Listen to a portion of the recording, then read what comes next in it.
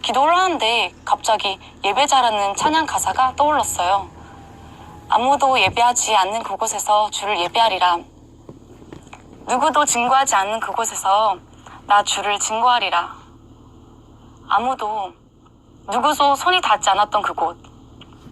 그러면서 대학생들은 대학교에서 동아리나 선교 단체를 통해 복음을 들을 수 있는 기회가 많지만 어린 나이에 사회생활을 하러 간 그들은 복음을 들을 기회가 적다는 마음을 주시는데 하나님의 마음이 그대로 저에게 전해졌어요. 저는 가족들에게 취업에 대한 상담을 해보았고 한 번 더 기도하는 가운데 하나님께서는 저에게 큰 확신을 주셨어요. 저는 곧바로 학교 선생님께 말씀을 드려 대학을 포기하고 회사 면접을 치르게 되었어요. 그때 면접관이 왜 이 회사에 지원했냐고 물으실 때 저는 회사의 틈을 메우는 사람이 되고 싶다고 했어요. 공동체의 연약한 모습을 보고 판단하고 정죄하는 것이 아니라 그 연약한 틈을 메우는 자가 되어야 한다는 것이 그 당시 우리 교회 공동체에 주어졌던 말씀이었거든요. 저의 진심이 면접관들에게 전해졌는지 합격이 되었다는 소식을 들을 수 있었어요. 처음 직장에 들어가서 신입생 교육을 마치고 근무하는 곳마다 근무를 해보고 선택할 수 있는 상황이 주어졌어요. 한 곳은 사무실, 또 다른 곳은 라인이라는 곳이었어요. 사무실은 누가 봐도 딱 회사원처럼 옷 차려입고 컴퓨터로 일을 하며 전화를 받으면서 모두에게 부러움을 살 만한 최고의 근무지였지만 옆에 있는 사람과 말 한마디 할 수 없는 곳이었어요. 또 다른 라인이라는 곳은 사무실과 전혀 반대인 우주복 같은 옷을 입고 고립된 곳에서 컴퓨터 작업과 검사까지 하는 최악의 조건이었지만 두 명이서 8시간 동안 자유롭게 말할 수 있었어요. 친구들은 모두 고민 없이 다들 사무실을 선택했어요. 저는 어떻게 될지 고민하고 있을 때 순간 내가 회사에 온 목적이 뭐지? 라는 생각이 들어 아차 싶었어요. 결국 저는 조금이라도 복음을 더 전해줄 기회가 있는 라인에서 일하겠다고 말씀을 드렸어요. 친구들은 굴러들어온 목을 네가 찼다면서 혀를 찼지만 저는 이 결정에 감사 기도를 드렸고 하나님께 제 마음을 드린 것 같아 너무너무 기뻤어요. 그때 1년 동안 함께 일하게 됐던 한 언니가 있었는데요. 회사에서 성격이 까다롭고 일을 제일 잘한다고 소문이 난 언니였어요. 그런데 제가 이 언니에게 일을 배우게 되었는데 저는 1년 동안 평생 혼날 것을 다 혼났던 것 같아요.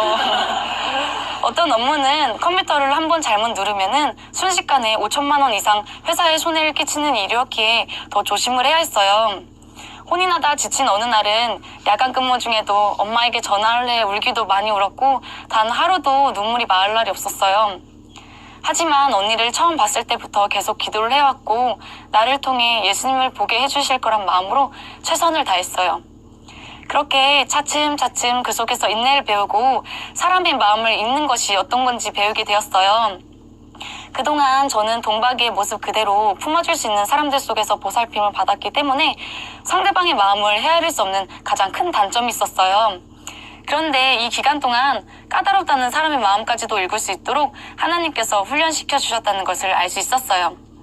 지금은 제가 언니처럼 다른 사람을 가르치는 위치에 있는데 언니의 독한 훈련이 많은 도움이 되었어요. 한참 지나서 언니와 근무하고 있을 때 언니가 저에게 말을 했어요. 내가 너를 오랫동안 지켜보았지만 너는 교회 다니는 보통 사람들과는 다른 것 같아. 나이가 어리고를 떠나서 예수님을 믿는다는 것이 어떤 건지 처음 보게 된 게 바로 너야. 저는 너무너무 기뻤어요. 그 후에도 언니와 자주 복음을 전해주었고 언니와 함께 교회에 오기도 했어요. 그런데 회사 생활을 하자 딱 일만 하는 게 아니더라고요. 회식 자리가 참 많았어요. 어느 날은 과장님이 한 명 한 명에게 술을 따라주시더니 제 옆에 오셔서 술잔을 대라고 하시길래 저는 교회 다니고 있어서 술 안 마셔요. 말씀드리니까 교회 다니는 사람은 왜 술 마시면 안 되냐고 물으시길래 성경에 술 먹지 말라고 적혀있다고 말씀을 드렸어요. 대신에 사이다 10병 따라주시면 다 먹을 수 있어요. 말씀드리니까 당돌한 아이라고 웃으셨어요. 그 후에 회식 자리에서는 과장님이 먼저 은정이는 술 안 돼! 사이다! 하시면서 사이다를 먼저 따라주시곤 했어요. 또 회사 사람들은 부모님을 떠나 회사 생활을 하니 외로워서 그런지 대부분이 연애를 했어요. 하지만 저는 복음을 전해주고 영혼을 양육하려고 들어왔던 회사였기에 관심 있어서 다가온 사람들에게 애인이 있다고 했어요. 바로 예수님이시죠.